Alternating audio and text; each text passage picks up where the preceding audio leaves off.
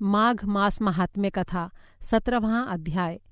इस अध्याय में आप सुनेंगे राजा वीरसेन द्वारा 16 अश्वमेध यज्ञ संपन्न करना, भद्रक नाम के मूर्ख एवं दुराचारी ब्राह्मण का पाप कर्मों में लीन रहना, घर वालों द्वारा उसे घर से निकाला जाना, भद्रक द्वारा माघ मास में प्रयागराज जाकर 3 दिन स्नान करना, मृत्यु के पश्चात भद्रक तथा राजा वीरसेन का समान गति को प्राप्त करना।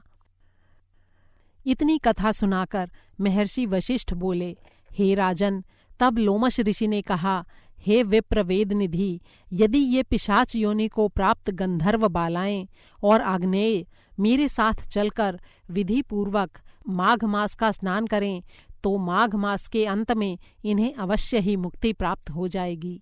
इसके अतिरिक्त इनकी मुक्ति का कोई मार्ग नहीं है।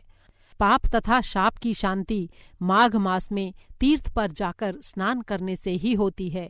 माघ स्नान के प्रभाव से जानबूझकर किए गए पाप भी नष्ट हो जाते हैं।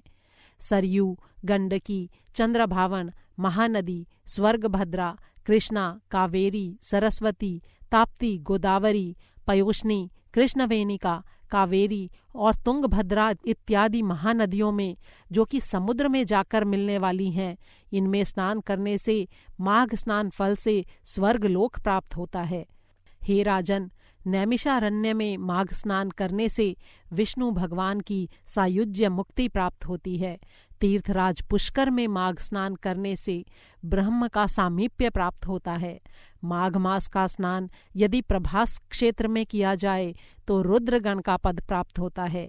कुरुक्षेत्र में माघ स्नान करने से इंद्रलोक मिलता है। देव सरोवर में माघ स्नान करने से योग सिद्धि का फल प्राप्त होता है। देवकी में माघ स्नान करने से मनुष्य को देव शरीर प्राप्त होता है।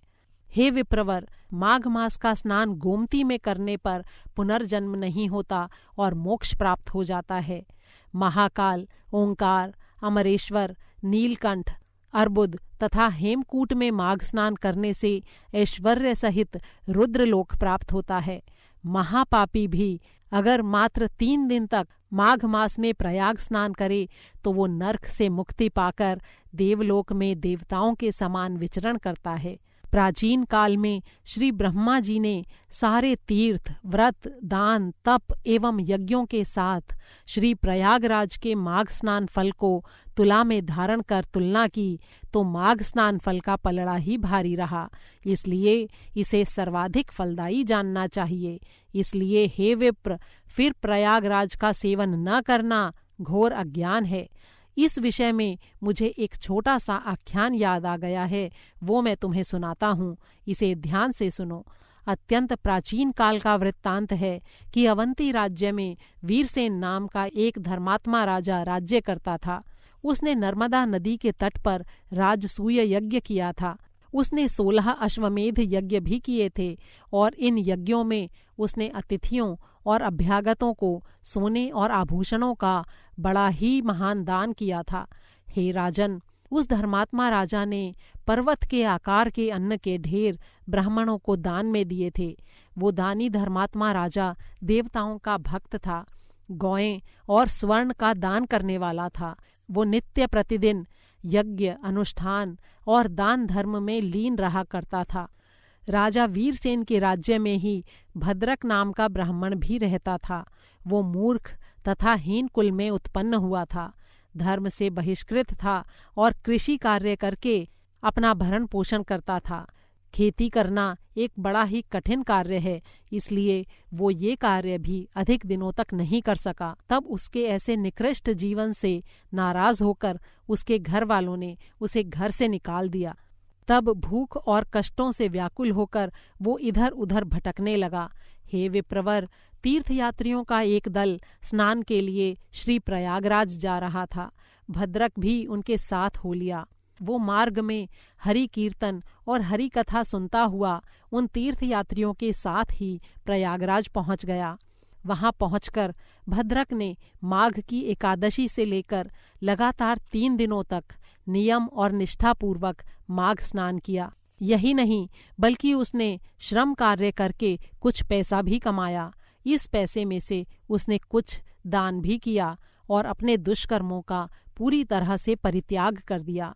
उसने संकल्प किया कि अब वो आजीवन चोरी, निंदा, द्वेष, ईर्ष्या आदि बुरे कर्मों से मुक्त रहकर अपनी इंद्रियों को वश में रखते हुए अपना जीवन व्यतीत करेगा। सत्य और अहिंसा का पालन करते हुए शुभ कर्मों में लीन रहेगा। और वास्तव में उसने अपने संकल्प के अनुसार ही अपना आगे का जीवन व्यतीत किया। उसने भिक्षावृत्ति और दान इत्यादि को त्याग कर कठिन श्रम करके जीवन व्यतीत करते हुए परोपकारी जीवन बिताया। अपनी परोपकारी वृत्ति और ईश्वर भक्ति के कारण भद्रक पूरे प्रांत में लोकप्रिय हो गया और उसे काफ़ी सम्मान भी मिला। उसने खूब धन, ऐश्वर्य और यश को प्राप्त किया। इसके पश्चात एक दिन राजा वीरसेन और भद्रक की एक ही समय में मृत्यु हो गई। दोनों को ही अपने सत्कर्मों के कारण स्वर्ग प्राप्त हुआ। मैंने स्वयं स्वर्ग में जाकर उनकी गति को देखा है। वे आज भी स्वर्ग में निवास करते हुए दिव्य सुख भोग रहे हैं। स्वयं अपने नेत्रों से देखा हुआ प्रयागराज का ये महत्व मैं संपूर्ण रूप से मुख द्वारा वर्णन नहीं कर सकता। हे विप्रवर, इस विषय में तुम अब पिशाच मोचन नाम का एक आख्यान सुनो। इसे ये गंधर्व कन्याएं और तुम्हारा पुत्र भी सुने, तब निश्चय ही इन्हें पिशाच योनि से मुक्ति प्राप्त होगी। प्राचीन काल में दयासागर और देवदूती नामक वैष्णव ने पिशाचों को मुक्ति प्रदान की थी। इति श्री माघ महात्म्ये भाषाटीकायां सप्तदशोऽध्यायः सम्पूर्णम्। 17वां अध्याय समाप्त हुआ।